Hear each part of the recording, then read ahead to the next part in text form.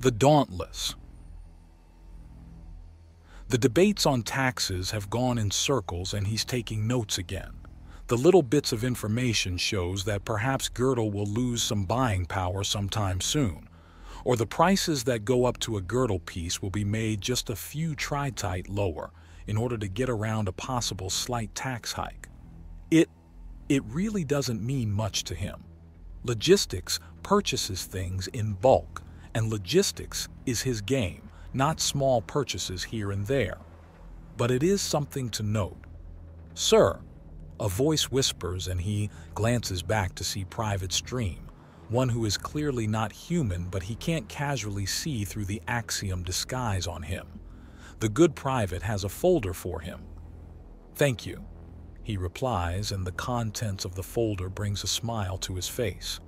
He quickly reads through it and nods.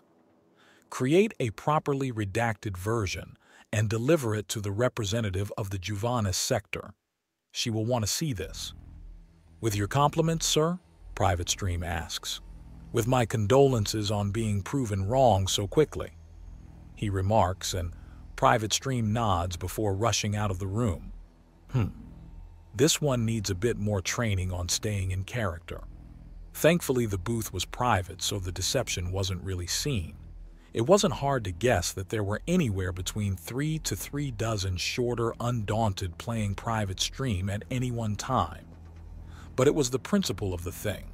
Still, a quick and simple report that St. Velasca had decided to help set up an orphanage and had vanished from the scopes of things because she wanted to offer spiritual advice to a girl who had run away from home would certainly hearten the representative.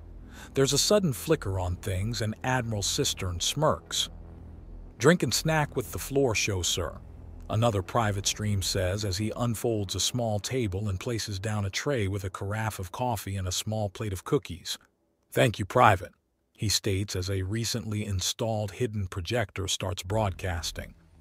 The woman in a hooded purple cloak immediately begins proselytizing in a language that Admiral Cistern doesn't fully know, but it's clear from the tone and body language that she thinks she's being impressive. "Sir, do you think the representative realizes that only a quarter at most of the counselors actually understand her, sir?" Private Stream asks, and Admiral Cistern shrugs. "I don't know. Most of the galaxy is having a hard time dealing with a near-literal comic book villain. That and the villain has an equally hard time dealing with the rest of the galaxy," Admiral Cistern notes. "Do you know what she's saying, sir?" Private Stream asks. "Only in the vaguest sense. I've only just started dabbling in the language," he remarks before he takes a sip of coffee. "The projector has already been located by security and is being checked for potential bombs. From what I understand, the message rarely changes and it shows up once a year on the Overlady's birthday. It's her little reminder to the galaxy that they shall soon all kneel to her, how all shall be ordered under her reign of benevolent tyranny, and how we are all insects beneath her, and so on and so forth. The details of the rants change from annual announcement to annual announcement, but the broad strokes have been the same for at least 2 centuries. You'd think such a society would collapse in that period of time, sir. Downsides of eternal life. If you want some regime to fall or some tyrant to die, it has to be done manually. Interesting way to indicate assassination, sir." Private Stream notes wryly before both his and Admiral Cistern's eyebrows go up as the massive projection turns and points directly at the booth they are in. She rants something about something that Private Stream cannot understand, but the scoffing from Admiral Cistern indicates he understood enough to be distinctly unimpressed. "Sir?" Private Stream asks as the purple-cloaked figure continues to rant. "In essence, this messenger from the Overlady La Baron has dictated that I shall be her concubine. One of several, apparently. Of course, this could be directed to someone else. Do remember that we have recently had a new council building set up, so this message might or might not be calibrated to the older one," Admiral Cistern explains, and Private Stream pauses. "Sir, I believe the phrase "come and get some" is appropriate here, Private Stream asks. Something like that. Also, I'm not going to partner up with anyone who's officially calling me a nubile barbarian or some kind of translation like that, Admiral Cistern notes as he takes another sip. The ranting of the Overlady La Baronne's representative is suddenly cut off, and there's a silence over the chamber. So, the odds of this becoming a new problem? Private Stream asks. Fairly low. The Overlady is a paper tiger. She doesn't actually have the power to move out of her little area of the galaxy and do anything. There may be a team or two popping up to be a bother, but I doubt it'll be more than that. Admiral Cistern notes. If you say so, sir, Private Stream notes. Although the small force of guards in purple just outside your booth hint at something else. Really? How many? Admiral Cistern asks. 5. Private Stream answers. I see. Well, it's time to inform Miss Overlady that my ceremonial saber and pistol are anything but ornamental, Admiral Cistern notes. Do you think they're going to break in? Oh, possibly, sir. Do you need backup? What am I facing? 5 canidors in imposing-looking but impractical power armor, especially with the rich purple cloaks that are going to get in their way and are blocking their sensors. Private Stream offers. Have you taken any steps against them? They're all tagged with trackers, and we have teams gathering just out of sight and scanning range even now. Are those trackers keyed into the teleportation arrays? Yes. Yes, they are. Chamber 6 has been prepped, and large numbers of automatic weapons are already prepped and waiting, Private Stream says. Excellent. Time to have some entertainment then, Admiral Cistern says, rising up with his coffee and heading to the back of his booth. Just tell me when all my men are in position. Very well, sir, Private Stream says as he casually pulls out the portions of a rifle and assembles it. The Kutha gilding on it have familiar markings to make the weapon completely silent. He then tilts his head to the side and nods. They're in position, sir. Excellent. Open the door, please, Admiral Cistern says. He cannot help but grin to find out that his timing has been nothing short of flawless as one of the purple guards is outright reaching for the door. Good afternoon, madam. I assume you're here to enforce what your Overlady has been threatening me with. Threat? Being a concubine of the Overlady is an honor. Ma'am, I have my own objectives to pursue and my own organization to run. A pittance in the galaxy. Events and attempts to empower men like your own all fall apart as the natural order prevails over brash foolishness. You will be coming with us. The spokeswoman for the group states. No, Admiral Cistern says and quickly reaches over and closes the door. Sir, is this just a game? Private Stream asks. One with high stakes, but yes. Admiral Cistern answers before the door is opened by the furious guard. Are you insane? The guard demands. Troops, reveal yourselves, Admiral Cistern says, and the guards are suddenly looking towards the sides, including the spokeswoman. Admiral Cistern closes the door again. If they open the door again, have them teleported to Chamber 6 and placed in holding cells. They're going home without their armor. Admiral Cistern orders and Private Stream nods as he giggles. Orders received and transferred, Private Stream says in a somewhat strained voice. What is going on here? Someone demands in the hallway, and Admiral Cistern opens the door and glances out through the hallway. It's the representative of Juvanis with a Private Stream in attendance. I've entertained you ladies long enough. Private Stream, get them out of here. Sir, yes, sir, Private Stream orders, and before the guards can finish turning, they're simply pulled away with a sense of distant axiom.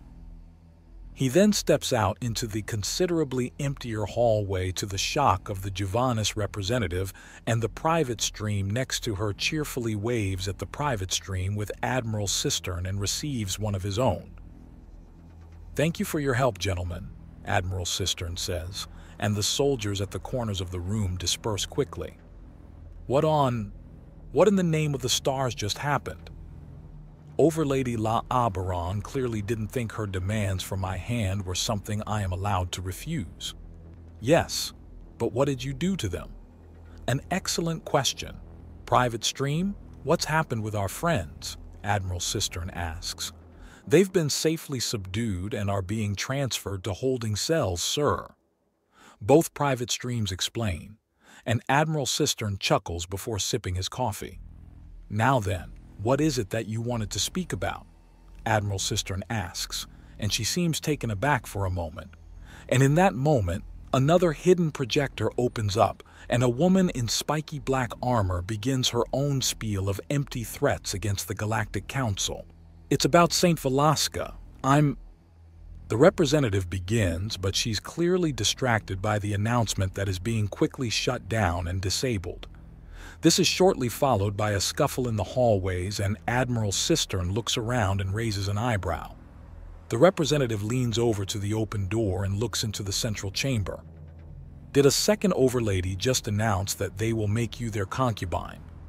Evidently, I'm rather popular. Very, sir. Our teams just intercepted a pair of kidnappers in the hallway. They're carrying Malashana stamped coins on them. Malashana? That's Miss Spikes there, I assume? Admiral Cistern asks, knowing full well that it is her name and that she changed it to that name after going by Nicole for at least a century. Contained or not, he had a fairly good grasp on the big political leaders, even if they're rulers of unpopular and distant hegemons. Yes, it is.